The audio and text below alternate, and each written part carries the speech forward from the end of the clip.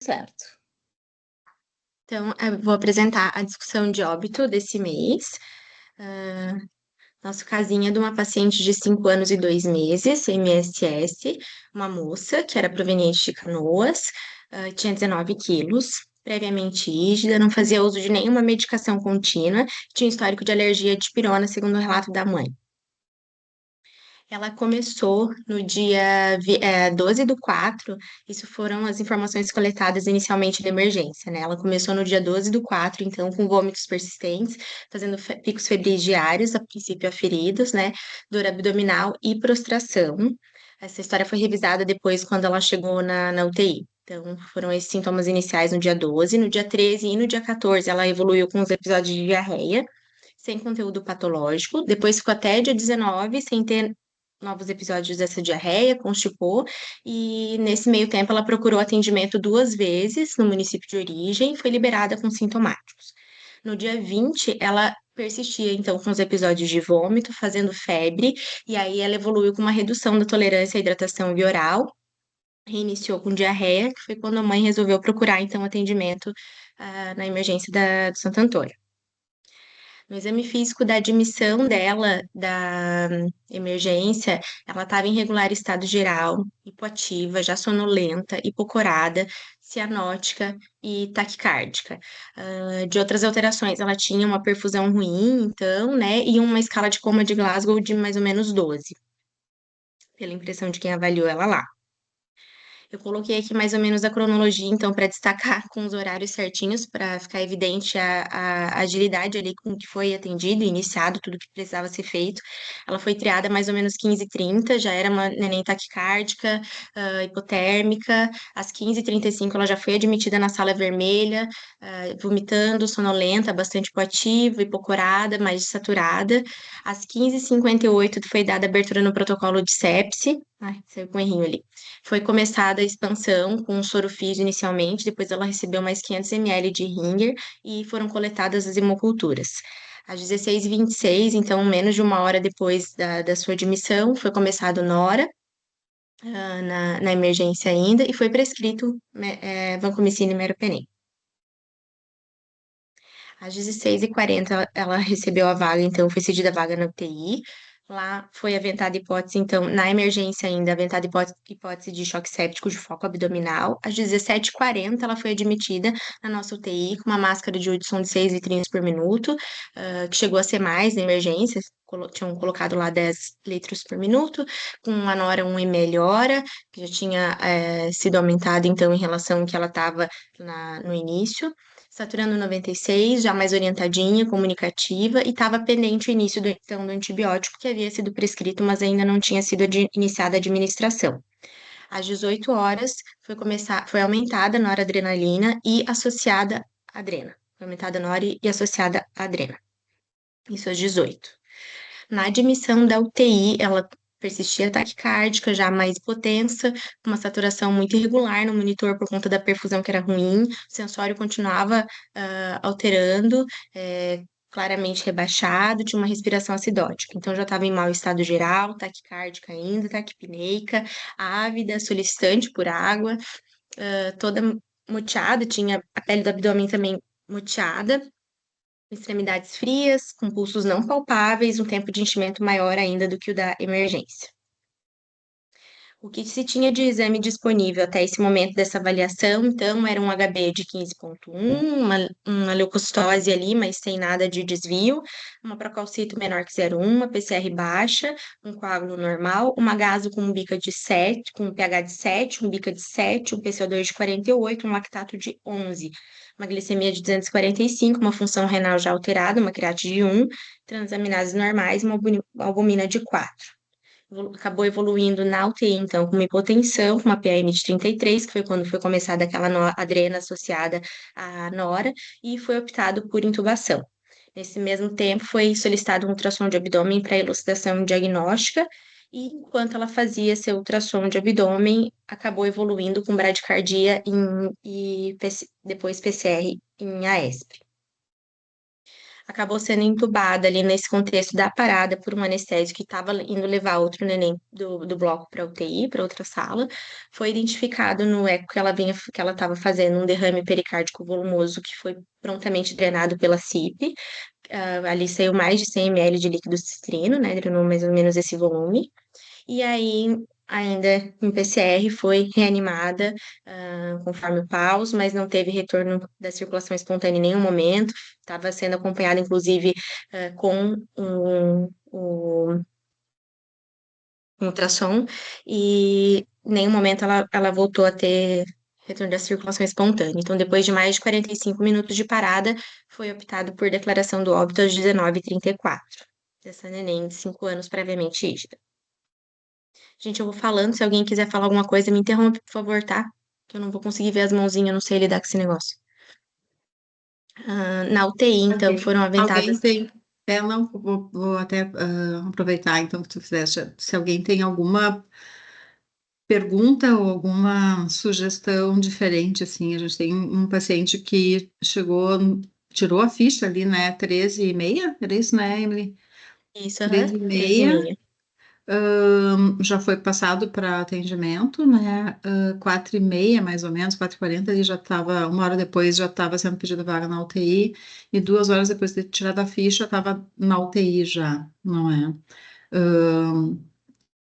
Chocada, não é? A alteração do sensório, e fez ali volume, não parece ter tido, pelo menos não apareceu ali na descrição nenhuma dificuldade de acesso, assim, eu acho que ela recebeu realmente o volume rápido, né, Emily?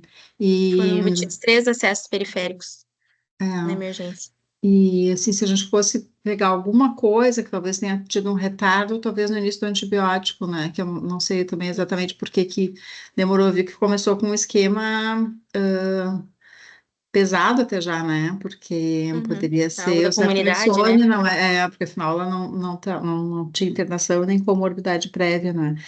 Mas assim, Uhum. teve um delay, se teve algum delay foi só no começo do antibiótico, eu acho, né? Porque o resto, pelo que a Isso. gente viu ali, foi tudo super rápido, né? Então, não sei se alguém queria sugerir alguma coisa diferente ou acha que poderia É, fazer eu, algo eu diferente. recebi com Dani essa menina aí, num final de semana. Ah, o senhor tava? E eu me lembro que o antibiótico ela foi receber só na UTI e a gente fez só ceftriaxona, não chegou a fazer vanco e o mero que eles tinham pedido. Tá. Até na evolução de uma das técnicas tem que estava separado o material, acho que foi nesse tumulto assim de conseguir organizar tudo, mas que estava separado o material e a princípio quem recebeu falou que prepararia tudo de novo lá em cima, assim, que não ia aceitar os materiais que estavam separados. Tem alguma coisa evoluído nesse sentido, assim, mas só. E como quem trabalha na emergência, às vezes, quando a gente prescreve o antibiótico em boletim, depois que o paciente interna, as meninas da enfermagem não conseguem pegar no dispensário, porque a gente não tem uma farmácia, a gente tem um dispensário. Então, às vezes, acontece isso, sabe? Às vezes, querer internar o paciente com muita brevidade e depois elas não conseguem utilizar a prescrição de boletim para pegar o antibiótico. Imaginei que tivesse sido alguma coisa de logística, pela Acho que evolução, assim. isso talvez então fosse alguma coisa que a gente pudesse ir atrás para tentar melhorar, Letícia, né? Porque isso, ceftriaxone faz parte do kit ali até de chegada, né? Por causa do protocolo. Então não é para ser um antibiótico que seja difícil de acesso, é para tu conseguir fazer em meia hora ali. Então talvez a gente possa revisar, mas tentando, né? Retrospectivamente, a gente sempre tenta ver o que que a gente pode melhorar dentro do que a gente fez, né? E ela parece ter sido uma criança que foi muito rápida, muito ágil, tudo, né? Então, mesmo assim, Foi. vamos tentar ver o que a gente poderia fazer diferente, né? Acho que a Rá levantou a mão. Uma pausa nas férias. Amy, Oi, eu não gravei o peso dela, 19 quilos, doutora Latinha. tá? E Me chamou foi atenção o feito, volume também. é, e foi feito esse volume da Emer e depois não foi feito mais volume, foi só agregado droga vasoativa daí. Isso, pelo que eu entendi que está evoluído, sim. A princípio, sim. Tá. E teve Entendi. informação no prontuário, ou talvez o Gui vai saber nos dizer, se junto com o diagnóstico de tamponamento tinha outras informações em relação ao volume, assim, porque, claro, fizeram mais do que 40 por quilo lá na Emer, né? A princípio é para ter sido suficiente, mas no contexto de choque, pensando em dengue, com hematócrito de 47%, talvez, se tivesse outros sinais na avaliação hemodinâmica com ecocardio funcional de depressão de volume, tivesse cabido mais volume além das drogas vasoativas, né? Eu fiquei em dúvida em relação a isso. Tinha alguma informação em relação à cava, coisas assim? Não, não, até o eco dela, não, pelo menos eu não achei laudo no sistema, assim, quando fui procurar. Então, o que eu tenho é só de informação do que está evoluído por nós ali da UTI, na verdade. Não sei se o Dr. Gui vai saber de alguma outra informação nesse sentido, mas também, pelo que eu li da UTI, também o que foi feito de volume foi ah, durante a reanimação só ali, sabe? O Fábio chegou a ver a cava dela e ela era muito cheia, por isso que acabaram não fazendo volume. A gente tinha feito até uma albumina, acho que ali no momento da parada, mas ele chegou a ver e realmente era uma cava bem cheia. Mas isso tamponada, né? Não, depois daí que ele Sim, foi drenado, né, no caso. sim, entendi. Acaba que a cava também pode ficar muito cheia por causa do tamponamento, né? Isso atrapalhava ela também. Uma criança difícil Sim, da gente saber se estava bem de volume ou não, né? Com o tamponamento junto, bem, bem desafiador mesmo. Dr. Ah, Gui, mas ah, a cava foi medida depois que foi drenado já? sim, Ana sim. Maria, foi? o questionamento eu sei, sim, já em spoiler, né? A Secretaria da Saúde, eu sei que questionou a Aline em relação a excesso de volume, eles consideraram que foi feito e que talvez por isso tivesse feito o extravasamento de líquido e o derrame pericárdico. Esse foi o questionamento. Entendi. Mas óbvio, né? Vimos? Depois que a gente tem o diagnóstico, até diferente, não é? Mas é uma criança previamente rígida que chegou com 5 anos, chocada, desidratada, hematócrito alto. Acho que foi esse todo o raciocínio, né? Uhum, possivelmente. Então, ali na Não, e UTI até se a foram. gente pensar no. Oi, desculpa. Se a gente pensar Não, pode nos critérios de sepse, assim, no protocolo de sepse. Pode falar, Elisa. Ficou mudo. Eu acho que cortou a conexão dela. Acho que sim, porque ela tá com o microfone ligado, agora ela. Não, ela ainda tá aí. Antes de iniciar a droga vasoativa. Ixi, Elisa, a Eu acho que gente a não está internet conseguindo da te Elisa, Elise. ouvir.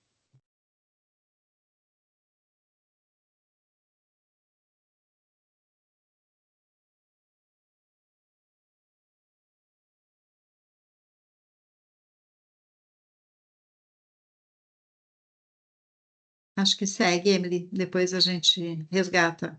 Ó, voltou. Elisa, voltaste? A gente não conseguiu te oi, estão me ouvindo? ouvir. A gente não conseguiu te agora ouvir, sim. porque eu acho que caiu a conexão. Agora a gente Ah, está tá. ouvindo. Eu também não ouvi vocês.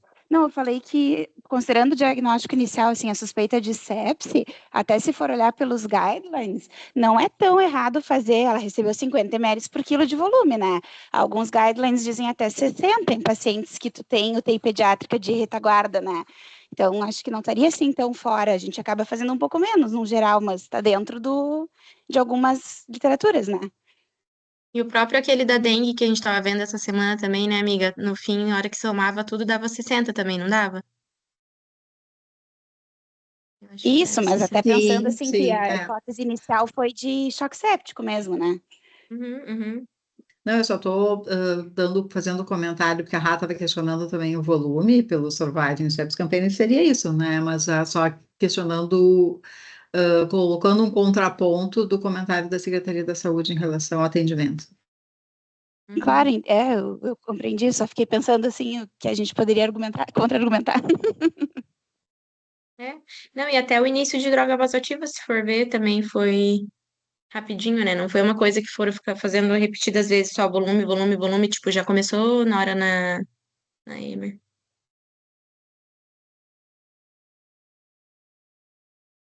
Tá, eu vou seguir aqui com a coisa, se me interrompam, tá?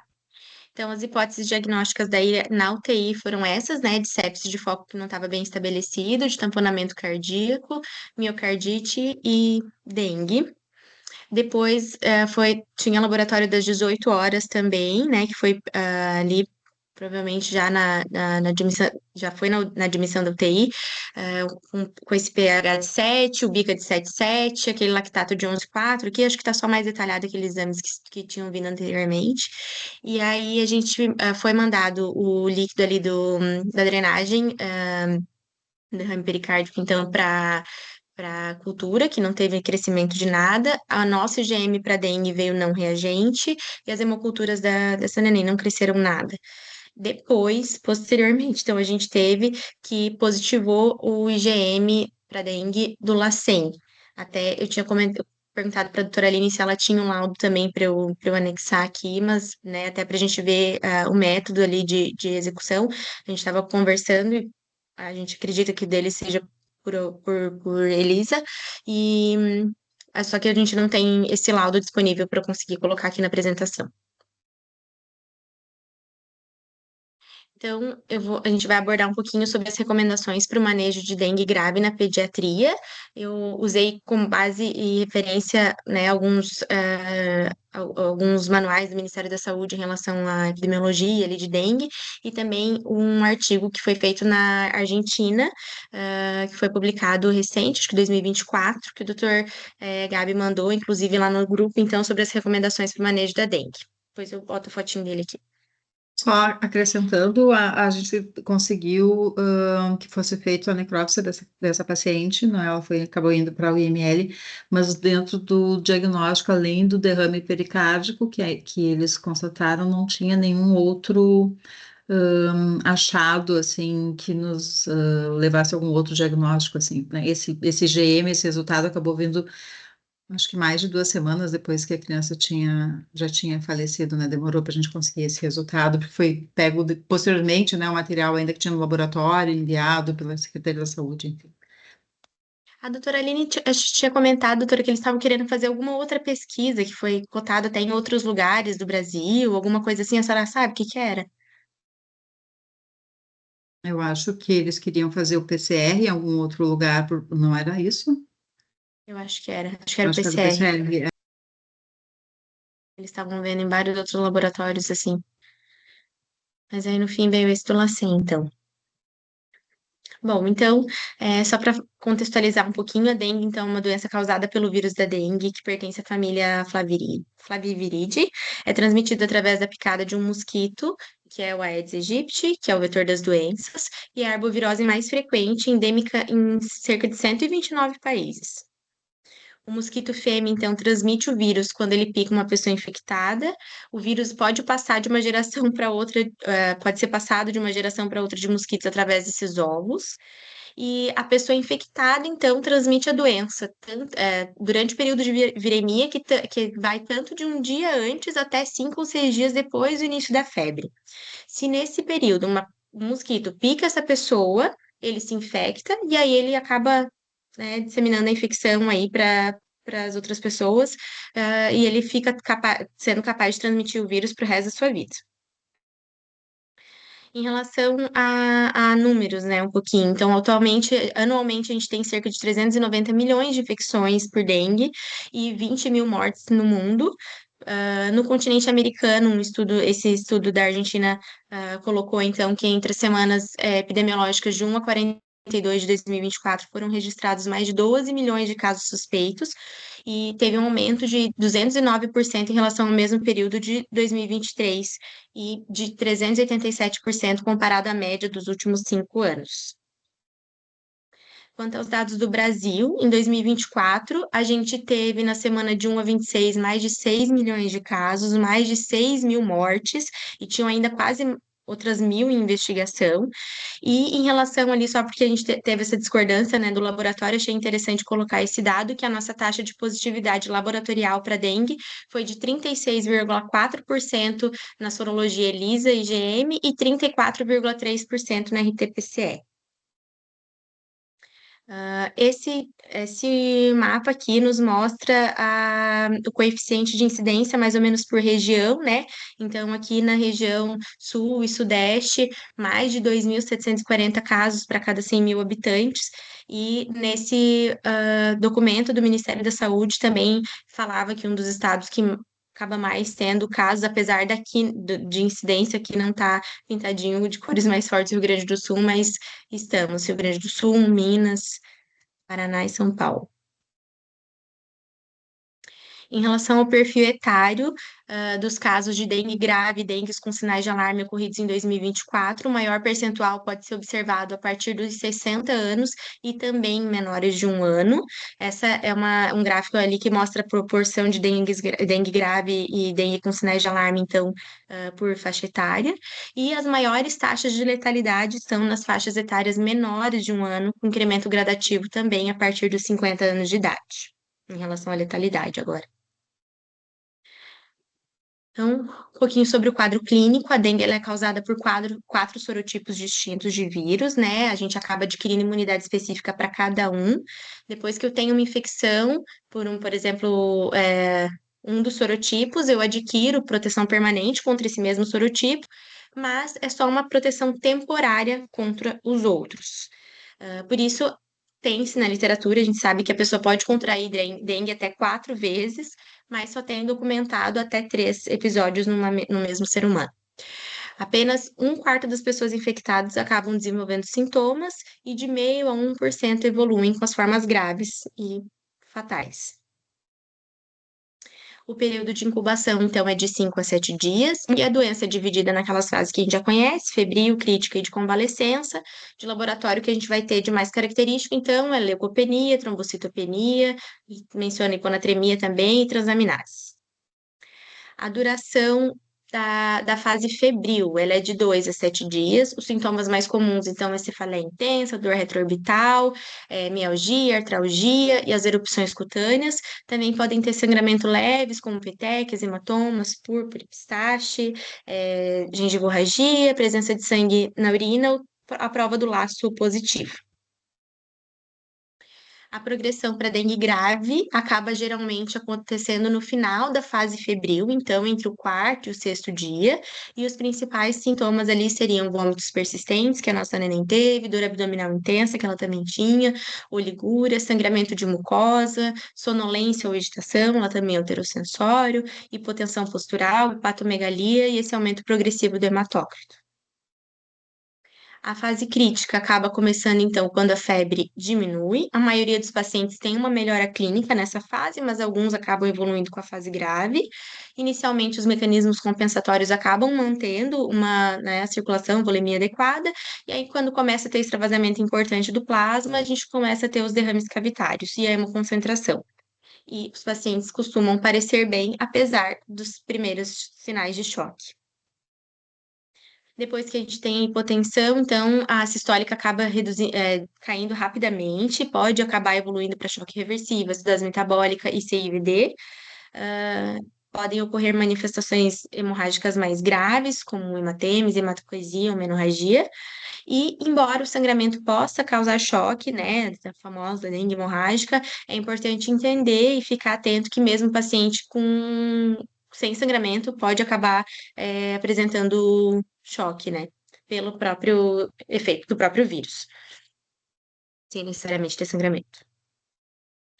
Por último, a fase de convalescença, que é quando começam a reabsorção dos líquidos e derrames, o estado hemodinâmico do paciente começa a estabilizar e ter melhora da diurese também, o hematócrito se estabiliza ou até diminui pela reabsorção dos líquidos, né? E a erupção cutânea agora pode começar a descamar e ter prurido também. Esse é um quadro que eles trazem, então, dos dias da doença, como é que costuma cursar a temperatura, os principais riscos, né, de cada fase, então, inicialmente a desidratação, depois o risco de choque, depois a reabsorção da sobrecarga hídrica, como que o hematócrito vai evoluir, então, costuma ter esse pico ali entre o 3º e o 6º dia, né, a hemoconcentração, depois ele acaba baixando e a plaqueta começa a recuperar a partir do 6º, e em relação à sorologia, né, e e a pesquisa de vírus ali, a viremia, então, na fase febril e crítica, e depois, ali do 7º dia em diante, fica mais fácil a gente detectar IgM, IgG. Em relação ainda à classificação da dengue, né? Eles têm proposto essa divisão, então, sem sinais de alarme, com sinais de alarme e dengue grave. Sem sinal de alarme, aquela pessoa, então, que viajou para alguma área endêmica, que fez febre aguda, de 2 a 7 dias de evolução, com 2 ou mais dos seguintes sintomas, né? Então, náusea ou vômito, exantema, cefaleia, dor retroorbital, mialgia, artralgia, leucopenia, petequias ou a prova do laço positivo. A dengue com sinais de alarme já é aquela que, quando começa a baixar a febre, aparece um ou mais dos seguintes sintomas: então, dor abdominal intensa, vômito persistente, sangramento de mucosa, letargia, irritabilidade, alipotímia, hepatomegalia, aumento progressivo do hematócrito, e a diferença ali, né, a pressão de pulso menor que 20. E a dengue grave acontece, né, tem alguns estudos, ele traz um artigo que ocorre principalmente quando tem na vigência de infecção secundária, e aí a manifestação seria choque, essa descompensação do manejo ali, da distribuição de líquidos, né, insuficiência respiratória, aumento da pressão diastólica e queda da sistólica, sangramento, disfunção de órgãos, as encefalites, miocardites e aumento de transaminases. Então, a descompensação no choque pode acontecer de forma súbita, pode ser frequentemente agravada por sangramento maciço. Embora as alterações de coagulação sejam comuns, não são elas geralmente que causam sangramentos por si só.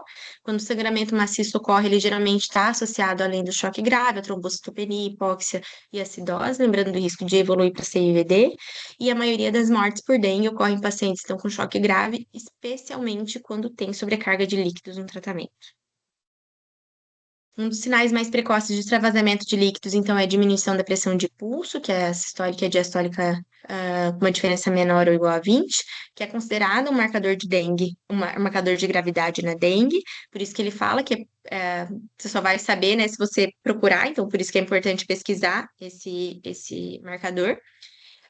E considera que ele está chocado, então, se essa pressão de pulso for menor que 20, ou se tiver sinal de má perfusão, né, tanto em criança quanto em adulto.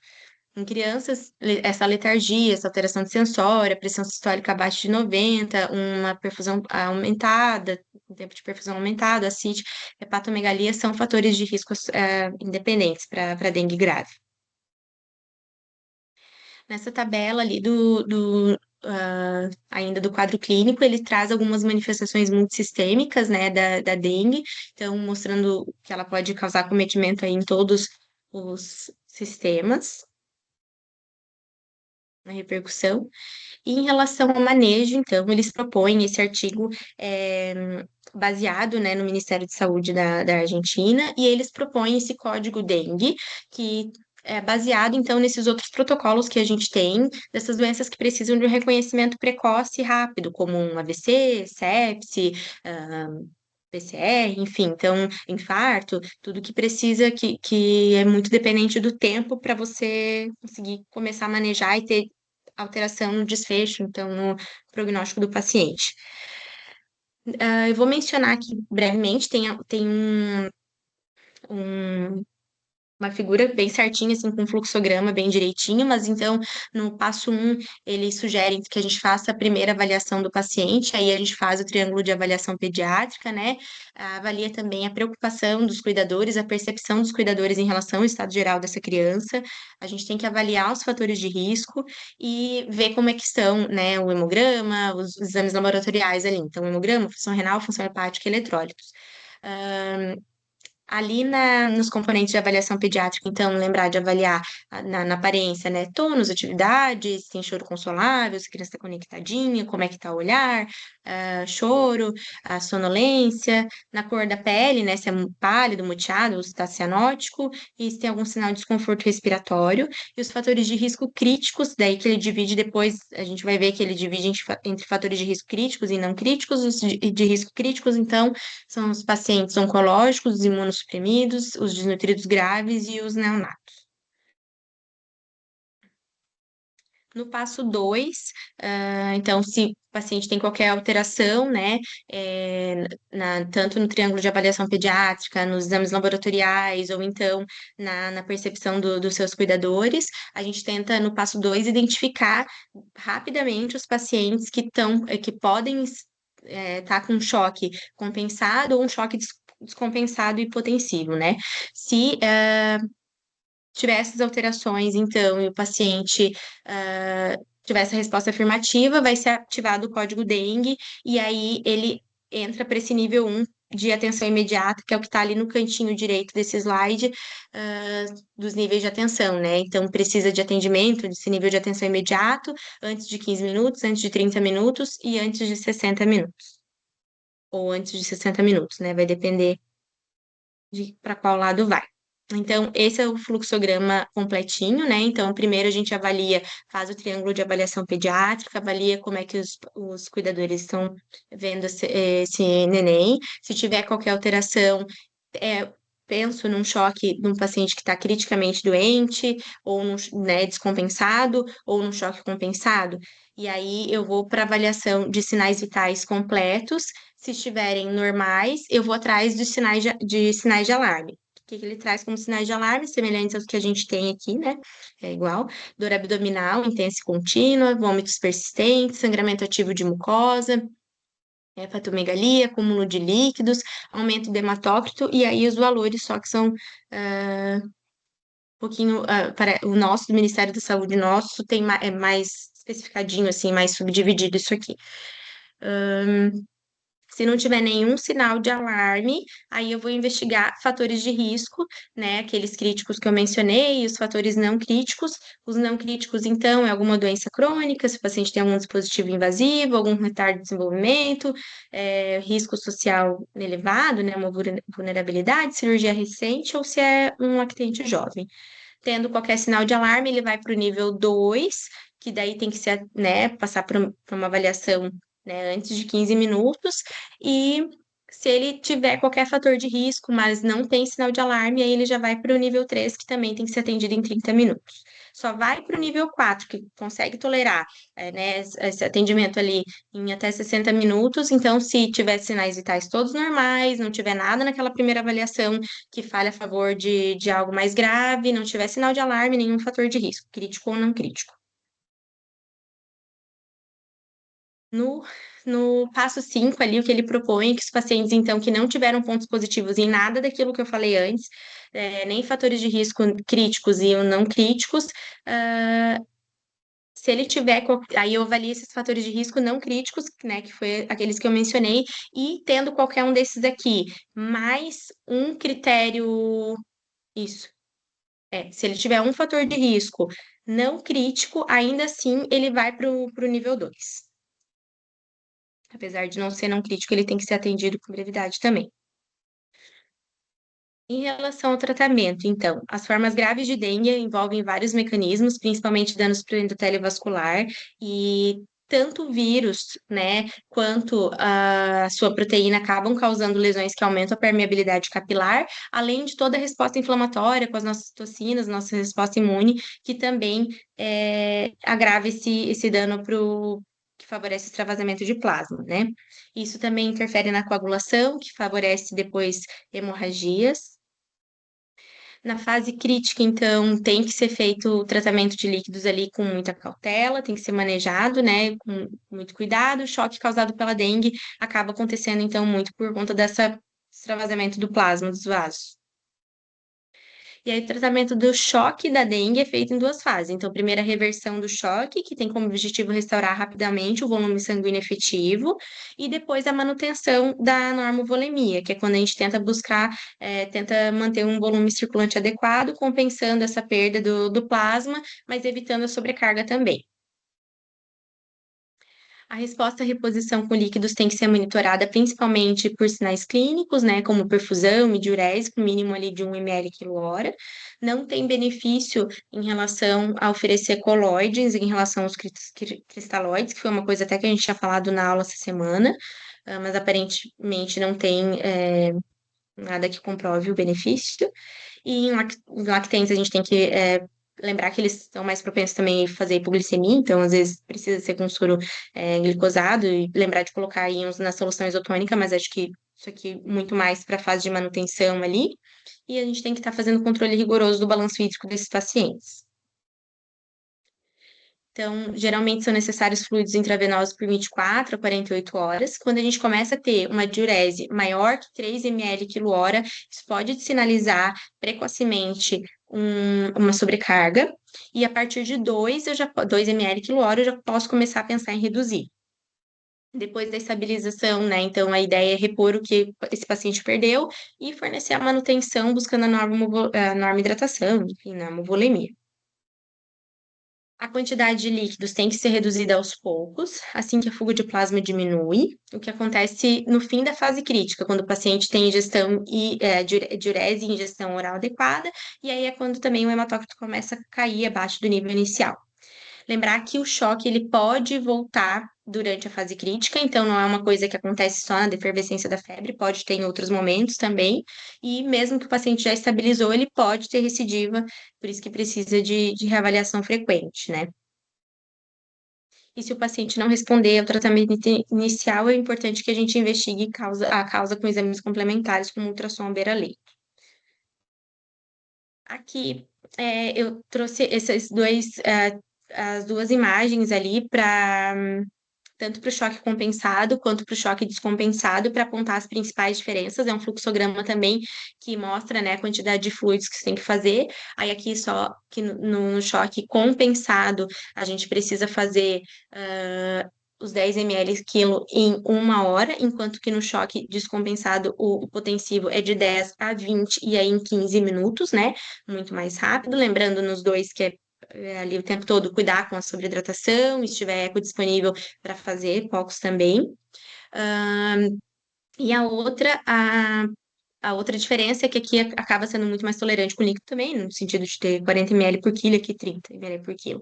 Lembrar de outras coisas que podem ser um sinal de alerta para a gente, então pensar em co-infecção bacteriana, atenção para os nenéns menores de 28 dias e os lactentes jovens, então, entre 1 a 6 meses.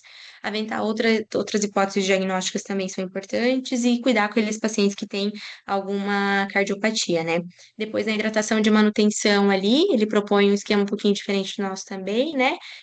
Por quilo por hora, mas também naquela fase, como pensando na nossa dengue C ali, para fazer em mais ou menos 8 horas, e aí depois na reavaliação a cada 2 ou 4 horas.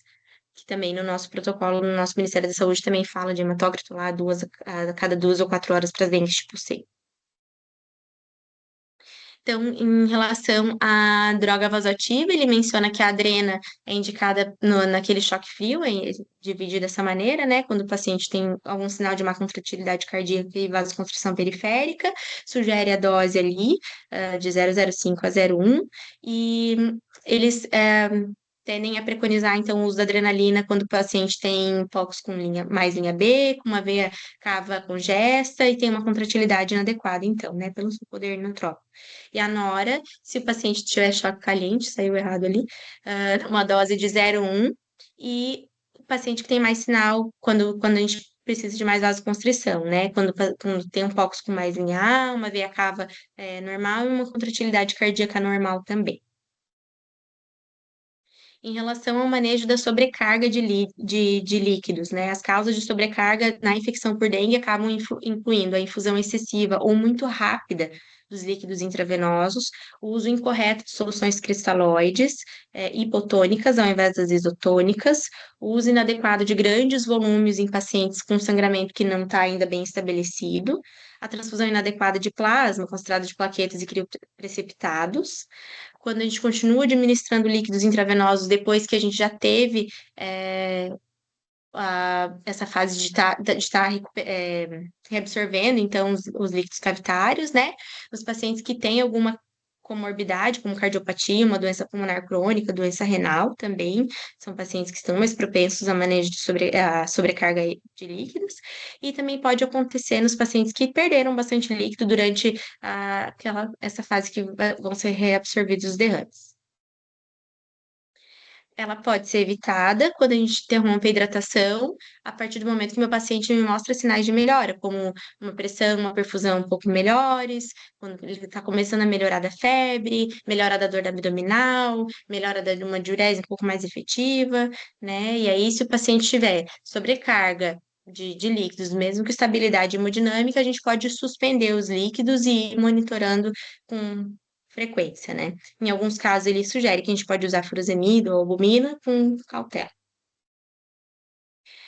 Aí, como já estava super extenso, ele acaba trazendo, né, toda a parte ali de avaliação com eco, mas só para colocar essa imagenzinha que eu achei interessante que o artigo trouxe, o que que você tem que avaliar em cada campo ali, né, em cada janela, né, e que isso está demonstrando, os estudos demonstram que aumentam muito a precisão na prática clínica, obviamente, né, e acabam fornecendo informações em tempo real ali do seu manejo de líquidos. Então, avaliação né, fazer o cóccix pulmonar, ver se tem comprometimento de interstício pulmonar, depois na loja hepatorrenal, para ver se tem ascite ou derrame pleural. Também fala de avaliar a parede vesicular, ele trouxe em algum momento que parece que a espessura da parede vesicular é um marcador de gravidade na população pediátrica, apesar de não estar muito bem estabelecido, eles trazem isso, né? Depois, em subtifoide, ali na janela subtifoide, a ver se tem derrame pericárdico. No 7 e 8 também, de ascite, derrame pleural, e suprapúbico, para pesquisar ascite. Em relação ao manejo da hemorragia, também era uma parte bem extensa, eu coloquei aqui bem objetivo, mas são basicamente as mesmas indicações que a gente já conhece. Então, plaquetas, se o paciente estiver estável, sem sangramento, mesmo com plaqueta abaixo de 100 mil, a gente pode só observar. O crio precipitado para o fibrinogênio que está abaixo de 100. E plasma fresco congelado quando a gente tem um fibrinogênio acima de 150, 200 e alterações de coagulação.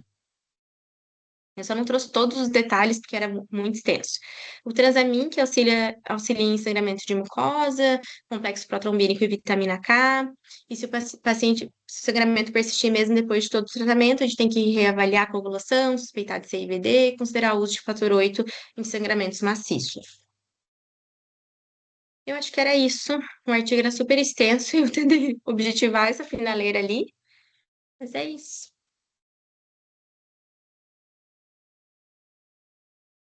Cabelinho aqui. Obrigada, Emily. Obrigada, Achei doutora. ótimo, engatou uma primeira e foi, mas bem rico, e eu fiquei tentando situar a paciente ali e estava tudo certinho, assim, né? Assim, né? A gente conseguiu fazer as coisas, né? Teve eco, teve diagnóstico do derrame, teve punção do derrame, e as drogas Foi entraram tudo muito rápido. precocemente, muito rápido. Mesmo sendo um fim de semana, né? O Gui que estava no atendimento, as coisas funcionaram até, né? Eu fiquei, todo tempo a gente fica pensando, tá, o que que a gente poderia ter feito diferente, o que que podia ter feito. Me Sim. parece que ela realmente chegou tarde, né? Eu acho que é a única coisa diferente, pensando ali na história, né, que ela já tinha consultado algumas vezes e tudo, e acabou essa, acho que foi a terceira vez, né, que ela consultou no fim, e aí que foi, no fim, a derradeira, porque a gente teve uma outra paciente, não é, que está lá ainda conosco, que foi um dengue, que a Letícia, que atendeu até na emergência, né, Letícia, e que no fim fez a síndrome de extravasamento e alteração renal, mas ela estava internada, e aí, para ela, o que ela tinha de fator de risco era neuropata. Mas, assim, a gente conseguiu ainda resgatar, ela estava no andar, mas a gente conseguiu ainda resgatar, mas não sei se vocês tiveram uma percepção diferente, mas revisando ali todo o passo a passo, não consegui achar nada realmente que a gente pudesse ter feito de diferente, não é? Pois é, Cláudia, também reli várias vezes, não é? E o que era a acidose metabólica que ela chegou, né? Então, assim, já era muito acidótica, lactato super alto. Então, acho que ela chegou muito tarde mesmo, muito tarde mesmo. Uma neném ingida que chegou super sonolenta, rebaixada, para nem ter É isso. repercussão neurológica de um choque, assim, Péssima. já muito. Péssima, péssima. Eu acho que sim, acho que ela chegou tarde demais. E eu acho que de ponto de melhoria, talvez, pensando agora, né, é fácil olhar retrospectivamente sempre, mas a gente tenta melhorar. Pensando no que a secretaria comentou sobre o volume, se a gente tivesse, talvez, lá na vermelha, colocado um POCUS, e visto que tinha tamponamento e que, por exemplo, a gente não sabe, né? Mas talvez tivesse linhas B, tivesse outros sinais de que ela já estava com repercussão de volume, talvez conseguiria ter feito outras condutas mais rápidas, né? Talvez a função do tamponamento antes, e porque, claro, ela estava muito mal, né? Num choque refratário já, e essas 2 horas ali podem ter sido cruciais para que ela não conseguisse voltar dessa parada. Então, talvez esse ponto de melhoria do atendimento da porta da emergência, né? De ter usado não só como. Porque a única coisa que eles fizeram para avaliação hemodinâmica lá foi exame físico e medida de pressão e sinais vitais, né? E a gente sabe hoje em dia que isso é muito básico para a gente poder tomar decisão na conduta de um choque, né? Então, se a gente tem alguma coisa de monitorização um pouco mais acurada, que já não é uma monitorização invasiva, mas já nos ajuda, né, para entender o motivo desse choque, talvez a gente tivesse ganhado essas 2 horinhas aí. Mas não é fácil, ela chegou muito mal, né? E além do POCUS, doutora, você imagina alguma outra coisa que eles teriam fácil acesso para fazer ali, pensando na emergência, para avaliar isso? Não, Emi, é o POCUS mesmo, porque as outras coisas daí nem cabe, nem acesso central ela tinha, né? Mas o POCUS conseguiriam ver que estava tamponada, como é que estava a contratilidade, se tinha edema pulmonar ou não, se tinha cava congesta ou não, se tinha ascite ou não, para entender se esse choque era por falta de volume, ou se era por falta de inotropismo, ou se era um choque totalmente obstrutivo, enfim, ia dar esse norte. E daí, como não tinha o norte, botou 1 litro de volume para dentro. Às vezes, esse litro de volume foi a gota d'água, por exemplo, para um coração que já estava com uma função péssima, tamponado, daí botou 1 litro para dentro e foi o boi com as cordas, né? Com Então, acidose ainda, né? exato, exato. Então, talvez isso pudesse ter ajudado. Não sei se mudaria desfecho, né? Já que ela chegou tão ruim, mas acho que isso poderia ter sido feito diferente, sim. Mas A gente igual, tem. né? Isso a gente está falando em mundo ideal, né? Porque imagina uma criança, a gente está olhando Exato. retrospectivo, mas o Dani, o Gui que está aí, né? Podem falar, ela chegou falando ainda, né? Ela era sonolenta, mas Chegou pedindo ela água? é isso, não é? Então, me imaginando numa porta, né? Chegar uma paciente assim, o que ela estava chocada, né, pela avaliação, e por isso ela passou rápido, e por isso pegaram 3 acessos e começaram o volume, mas a gente imaginar chegar e já sair até por treinamento, né? A gente sabe que nem todo mundo tem treinamento para isso, né? Para já colocar um foco, e Faz já não sei fazer. quantos na tela para atender. Isso, né? Mas. Mas a gente tem o aparelho disponível na emergência e o que falta mesmo é implementar assim mesmo. Não para todos, mas para o paciente crítico, acho que caberia, porque ele é aquele aparelho portátil bem pequenininho, sabe? Aquele que parece um computador. Ele cabe até dentro do consultório, assim. Ele é super bom.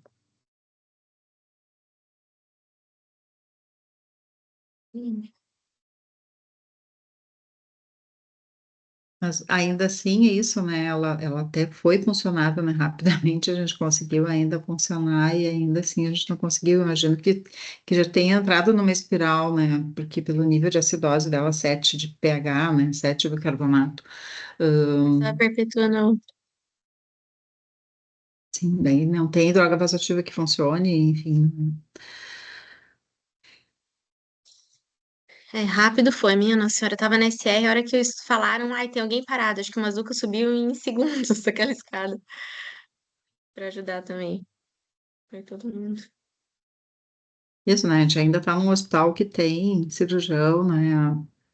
Que conseguiu, tem ecografista mesmo assim, né? Tava o Fábio ali também, né? Para pesquisar outras coisas, porque quando ela chegou também não sabia ainda qual era a causa, né? Qual a causa do choque, enfim, dor abdominal, tinha que descartar coisas abdominais também, colocar no diagnóstico diferencial. Né?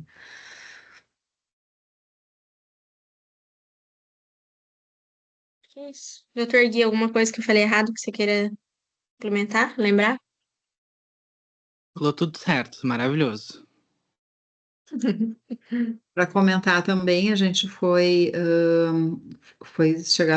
chegou a ser questionado a colocação em ECMO, né, dessa paciente, dessa menina, né, porque era uma criança previamente rígida, que entrava chocada, não é? Quando se chegou, óbvio, a primeira hipótese que se pensou era choque séptico, não é? Mas, assim, a colocação de paciente em ECMO, em parada, não são todos os serviços que fazem, e ainda assim os resultados não são ainda resultados bons, né? Então, ainda é certamente longe da nossa realidade, né? A gente não tem no plantão, né, equipe que seja treinada para canulação, né? Então, teria que ter uma equipe para canular no hospital, não para vir de fora, né? Para dar tempo, porque senão é isso, já era 45 minutos de parada, né? Só E tem que ter, comentando. e tem que ter circuito montado, né? Então, os serviços que tem isso, tem um circuito que fica rodando ali, né? Para isso acontecer, então, além da equipe, circuito montado. Então, isso ainda é bem... São realmente, acho que no país, pouquíssimos lugares que fazem, né? Acho que São Paulo, no Sabará e quem sabe algum mais, mas é uma realidade realmente distante ainda. Né? Mas Exige uma logística. Comentando né? que até isso foi Sim, isso. aviltado, né? Pra gente tentar exato. fazer. Exato.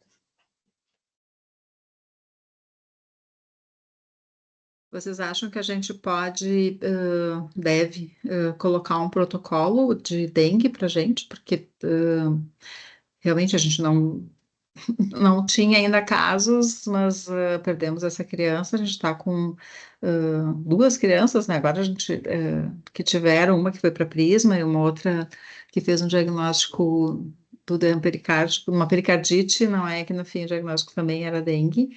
E mais uma outra pequenininha, né, que a gente teve, que teve uma evolução mais benigna, mas acho que para a gente ter a mão, né, como não é ainda no nosso dia a dia, para a gente poder ter um fluxograma, me pareceu, eu gostei dos teus fluxogramas ali, e tem o da Secretaria da Saúde também, mas para a gente tentar colocar para todo mundo ter acesso e para ser mais rápido, assim, para o nosso atendimento, né. Sim. Vocês têm ali na emergência, é o da secretaria, Leti? Sim, tem impresso esse de 2025, porque a grande maioria ele fica grupo A e B, né? E aí tem impresso isso e tem impresso também o valor de referência de hematócrito conforme a faixa etária do paciente.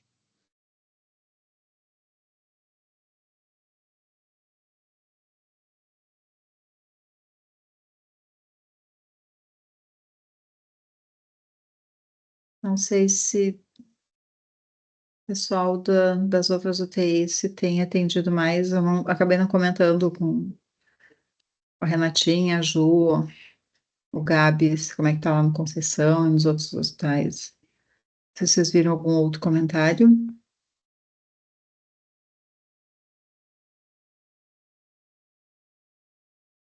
Não. Eu sei que Eu não perguntei para o pessoal. Não sei se a Ju está aí, né? ela acho que não tá. Eu sei que na emergência. A Ju tá. Eu tô assim. Teve um caso só lá no Conceição agora, mas era uma infecção pulmonar, assim, associada, mas não era um caso tão grave como os nossos. E a gente teve um outro que internou há mais uns 2 meses atrás, que era dor abdominal e tinha caído um pouco plaquetas, mas ficou em observação 2 dias e melhorou. Não teve nenhum caso tão grave quanto os que a gente está tendo. Ai, mas tudo ali para nós também, né? Misericórdia. Todos os gravão ficam ali. Vale reforçar que vai ter a vacinação de dengue, né? Esse sábado. Porto Alegre pode vacinar as crianças até. Vai ser esse sábado mesmo. Eu vi aquele Instagram da prefeitura Não, que eu é acho que é o que vem. Saúde Boa. É 24. Acho que vai ser... Ia ser 24 quando eles tinham cancelado o passado. Não sei se mudou. 10 a 14, né? A faixa. Isso, 10 a 14 anos.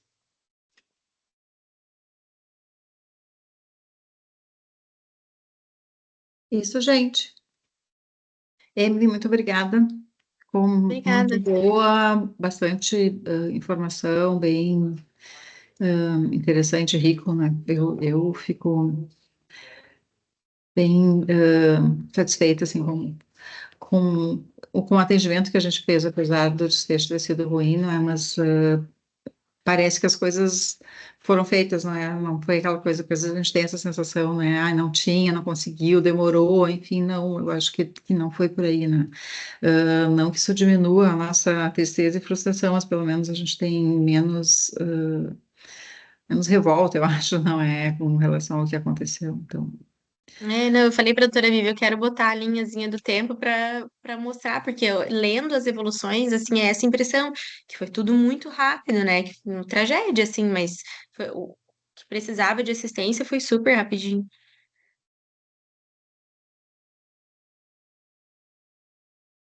Boa noite, pessoal, então... Muito obrigada, Amy. Estava excelente. Parabéns, Amy. Obrigada. Obrigada. Obrigada. Beijo, boa noite, gente. Boa noite. Parabéns, Boa noite. beijo, boa noite. Leite, se Obrigada. cuida.